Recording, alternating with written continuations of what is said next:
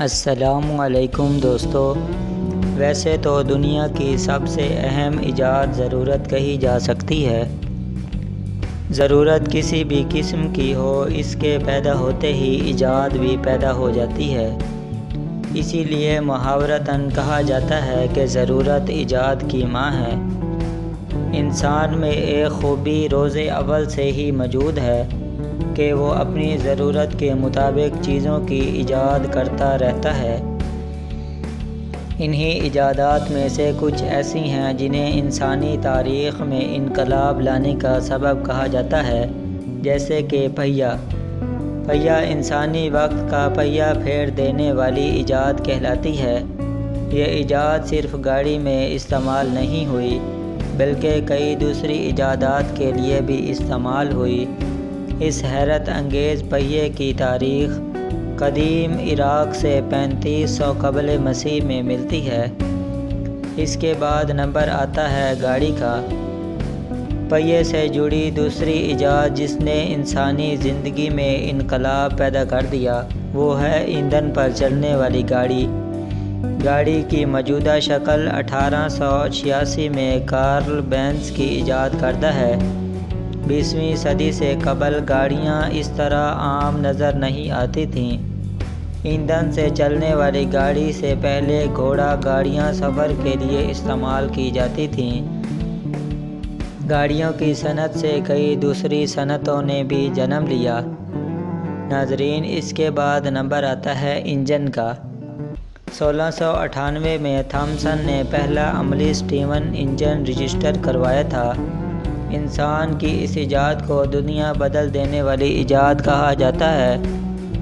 بعد میں Thomson sorry نے ہی اس انجن میں کئی طرح سے بہتری کے بعد اسے دوبارہ رجسٹر کروایا تھا، اور سن 1800 میں انجن کی بدولت نقل و حمل، زراعت اور دیگر صنعتوں میں بہتری آئی تھی۔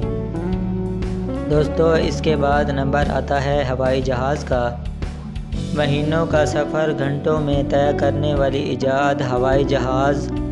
رائٹ برادران کو یقیناً اس بات کا اندازہ تو ہوگا کہ وہ جو کرنے جا رہے ہیں وہ کچھ انوکھا ہے، لیکن ان کی 1903 میں سامنے آنے والی یہ ایجاد اتنی کامیاب ہو جائے گی کہ انسانی ترقی میں اہم کردار ادا کرنے لگے گی۔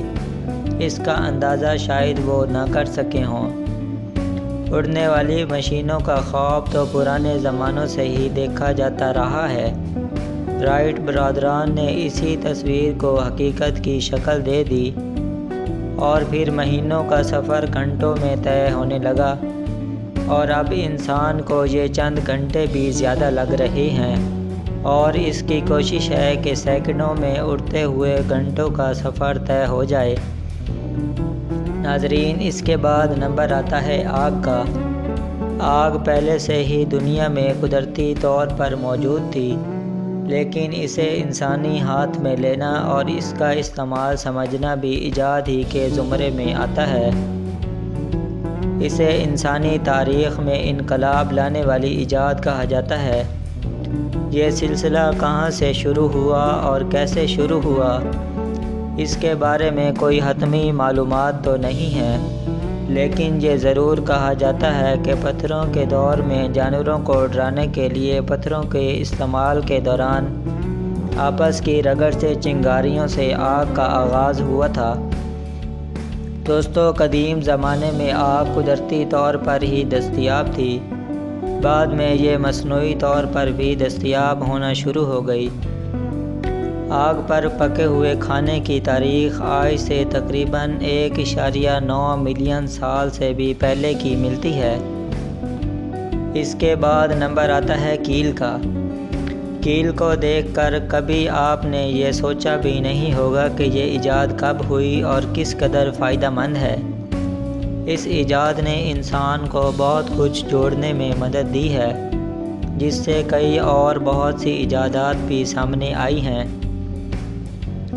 ناظرین، 3400 قبل مسیح میں کانسی کی کیلیں مصر میں پائی گئی تھیں۔ اس کے بعد ہاتھ سے ڈھالی گئی کیلیں 1790 اور 1800 کے شروع سے ملنا شروع ہو گئی تھیں، اور 1913 سے 90% کیلیں اسٹیل کی بننا شروع ہو گئی تھیں۔ اس کے بعد نمبر آتا ہے روشنی کے بلب کا۔